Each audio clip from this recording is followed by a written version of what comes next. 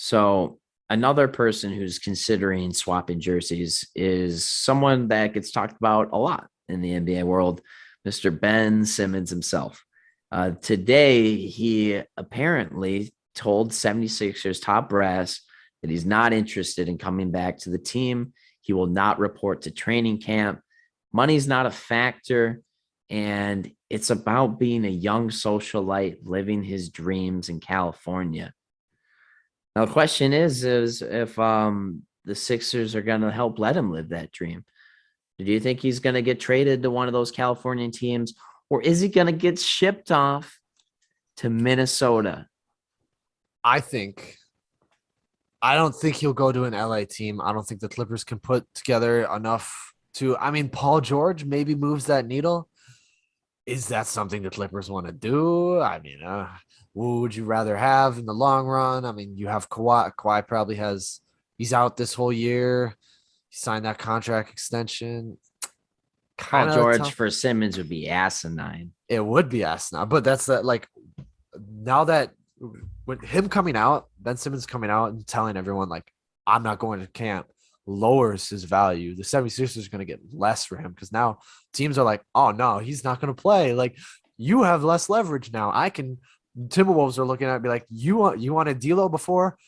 It's now Malik Beasley. That's the best asset you get from us. Pacers are like, we wanted to give you Malcolm Brogdon in a first, and they probably offered more after they declined. And now they're like, oh no, Malcolm Brogdon's looking like a pretty good asset now, huh? Yeah, I I actually mean, this is like one of those times where everyone kept saying that Daryl Morey is the genius. He's just reeling him in. He's just gonna get the package he wants. He's waiting for that bite. It's like, yeah, I think he maybe overstepped and waited a bit too long here. If there was an opportunity to get James Harden last year, that should have been the trigger they should have pulled. Because this year they've just been banking on Damian Lillard and Bradley Beal, and those guys are not requesting out. And now Simmons is like, sorry, my coach Doc Rivers didn't have my back after I let the team down. Joel Embiid's talked shit about me. He clearly does not want to go back. And can you blame the guy? Like, obviously, I get it. Everyone wants to shit on him for the way he played in the playoffs. But in reality, he's still one of the top 30 players in the NBA. And any team would be lucky to have a player of his talent on their team. It's just a matter of the contract that's the issue and a matter of where he wants to go. But the 76ers don't have to trade him to somewhere in California. The Clippers, they don't have a package to put together for him. The Warriors do. The Lakers don't, but the Kings do.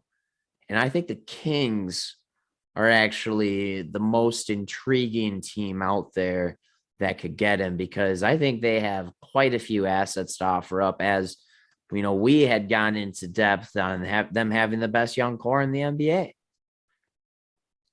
yeah, I think the Kings definitely are up there. Personally, I think my favorite two, not my favorite two for him to go to. I think the ones I think lead this charge are the Pacers and the Timberwolves. I think the Wolves could definitely put together. I'm not the Wolves. The Warriors definitely, in my eyes, have the best package for trading a player. That package doesn't line up with the timeline that the Sixers want to reach. However, that's why I thought it would be really nice for the Wizards if they want to commit to a rebuild. But they have a rebuilding package. You know, that's what you. That's what they don't want. But I think when you look at it, I think the Pacers, maybe not Brogdon, if they threw in and be like, listen, I know we got Karras. He's all healthy now.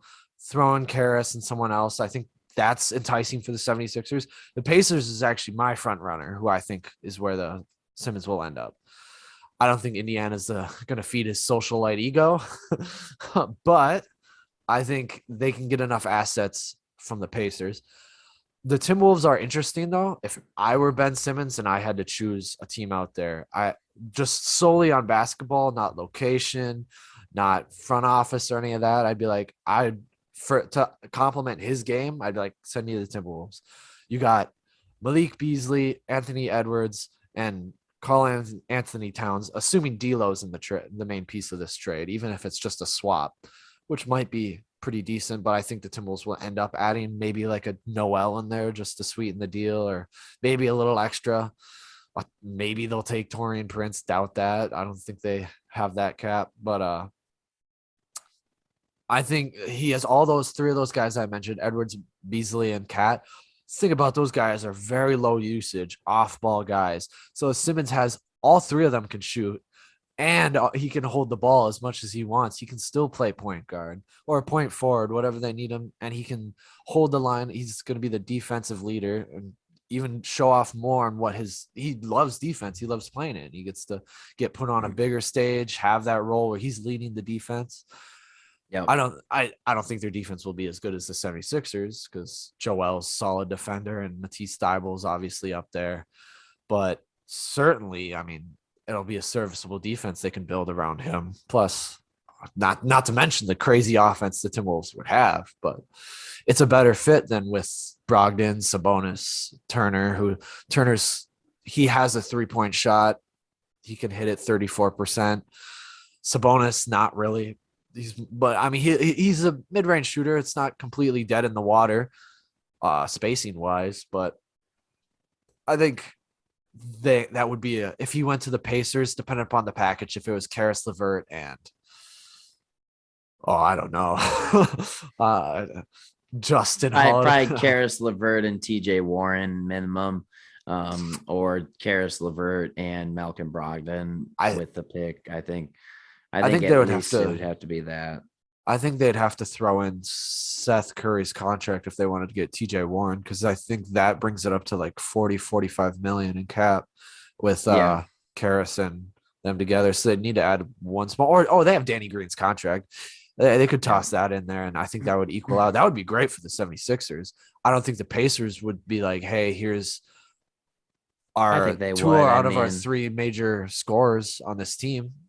I mean, TJ Warren has been in trade rumors this offseason already, and Karis LeVert, I think, is a tough piece to give up, but I think realistically, you got to give up either him or Malcolm Brogdon to make it happen. Yeah, I mean, I think they value Karis because he was such a steal, because Oladipo just flat out sucked last year, and they got Karis for Oladipo, plus I think it was a pick. Mm-hmm. I mean, I made out like bandits on that. Yeah, and TJ Warren, they got him for Bogdanovich, which TJ Warren played like crazy in the bubble. Like, that was insane, and he was injured a lot of last year. But I think those assets could equal out. I think maybe the Sixers would have to throw in Maxey, Danny Green, and Simmons for. I think that would get closer to Warren and LeVert. I don't think that. Why would they give up? I don't know why they need to give up Maxey. I know I've seen in rumors today that Rich Paul wants to get Maxey out of there too. I don't really get that. I mean, why Maxey would want to leave anyways? Because if Simmons is gone, Maxey's their starting point guard, depending on who they get back in a trade. If they do get a point guard back, I mean, Maxey's probably still going to play a decent bit, maybe more than he did before. Who knows? But Seth can play the 1-2. I think see why the Sixers would trade him. I think it's more Maxey is the only, aside from Thibault, who could easily be thrown in. Maxey or Thibault. One's just as good as the other offensively. Maxey's as good offensively as Matisse is defensively, I think. I think they're just that value per salary that would fit in a lot of trades. They have a very easy to throw in there without having to put in a major contact. Because whoever gets Danny Green, that's more or less an expire. He's a decent piece, but you're taking on more of the salary, less than the player. You know what I mean? Yeah, I think realistically that's more likely to happen than them just throwing in Maxey or Thibault into a deal like they're just throwaway players. They're throwaway players. It's to move the needle of the value. I mean, I think they don't need to include those. They don't need to include those guys for Warren and Karis LeVert. I think you're valuing. I mean, Simmons is better than both of them. He's proven to be better than Karis LeVert. I think there's a way that LeVert can come out and be more valuable as a player than Simmons. I mean, Simmons' huge thing is that he's only 24. He's a huge young player. He's all this potential. But if you take him at face value, Levert can come out. I mean, Levert also struggles with shooting, but he can shoot. At least he can hit them, not as efficiently as you would like. And he has serviceable defense, but he's a decent piece. He'll come out and give you 20 and 5. Yeah, I agree. But then you don't need to add on Maxi, who's a solid up and coming point guard. They spent a first round pick on from Kentucky, or Matisse Thybulle, who made second team All NBA in his second season, Defense, just all so NBA that, defense. yeah, all defense, just so that they can get TJ Warren or Karis LeVert add to it. Like Ben Simmons is worth Warren and LeVert alone plus another pick easily, is what I'm saying. I don't think that lines up. I mean, they're both of them are Warren and Laverta 20-point per game scorers. I mean, they don't add as much on defense as you'd like, but I think that's, I mean, if you play Laverta at the 1 or 2 with Seth, I think that's that adds to their offense way more than it could with that they could imagine with Simmons.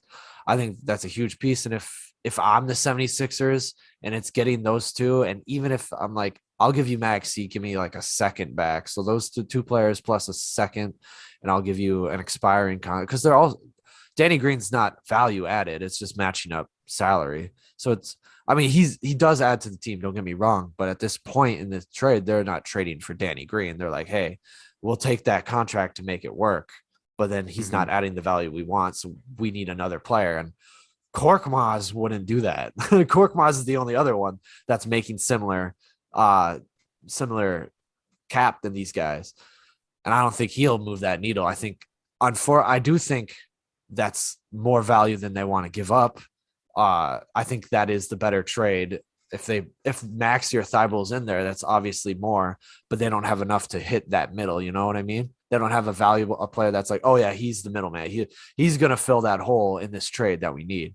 They're obviously a little more high qualified for this trade. They're going to push the 76ers are giving up too much value. But at this point, the situation that Ben Simmons has put them in, I mean, you got to get value from it.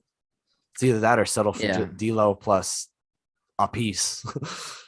So you think D'Lo is less valuable than Karis LeVert and TJ Warren? Like D'Lo and I don't know, some other player on the Wolves you can name, I guess. No, I think that's the best package the Timberwolves would put up. I don't think they're going to take Beasley and D'Lo for like Seth Curry. You wouldn't do both. There's no way it would be Beasley and D'Lo. It might be D'Lo and McDaniels. That's my point. So like those two. I'm asking you who's like what you're comparing D'Lo versus what the Pacers can put together. I'm just saying that's what the Timberwolves are most likely going to give. That's their package is D'Lo plus we haven't seen any indication they're willing to do that either. You're just making shit up on that one. Well, yeah, obviously it's speculation.